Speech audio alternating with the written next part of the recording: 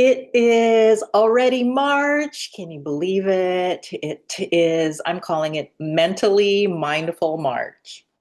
And I'm sharing with you at the bottom, of the bottom of the newsletter, you'll see a right hemisphere, left hemisphere brain. And I'm sure you've heard before there is your female side and your male side, or there is your logical side and your emotional side, etc. Well, the hemispheres of your brain are designated for those types of tasks.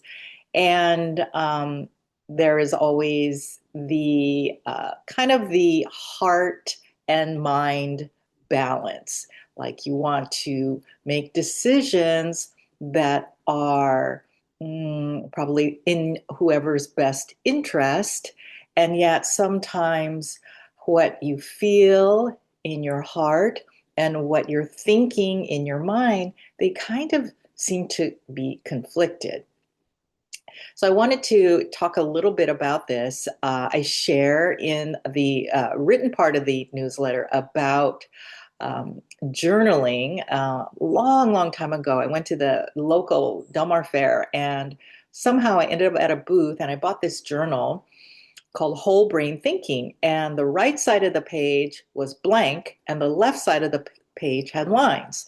So what you did was you drew pictures on the right side page, which is using your the right side of your brain, the kind of more creative side, supposedly. And then you wrote in lines on the lined page your written out statements of affirmation regarding whatever it is you were envisioning or wanting to create. And I so remember doing this when I wanted to have a studio. And I drew these pictures on the right side that had like a building and people running to the studio and a telephone ringing off the hook and dollar signs dropping from the sky. And on the other side, I was writing, I have a successful studio with really happy and wonderful clients and things like that. And so, um, as I still do journal, I don't journal every single day, but I do. I have found that when I balance those two aspects, it just feels somehow more complete. And sometimes when I do that also, the answer to a question or a dilemma seems to just sort of come out, or I'm put forward to that in an easier way.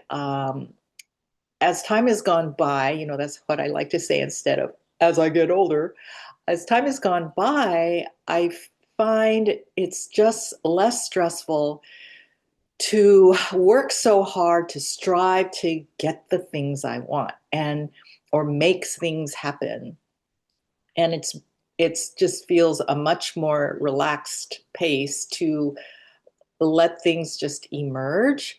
If some sort of conflict or some sort of situation arises, which requires maybe a challenging conversation or what have you, I tend to step back most of the time and just let it be for a while. So I am not reacting or responding just like, which is what I find gets us in trouble sometimes. So just some thought on that.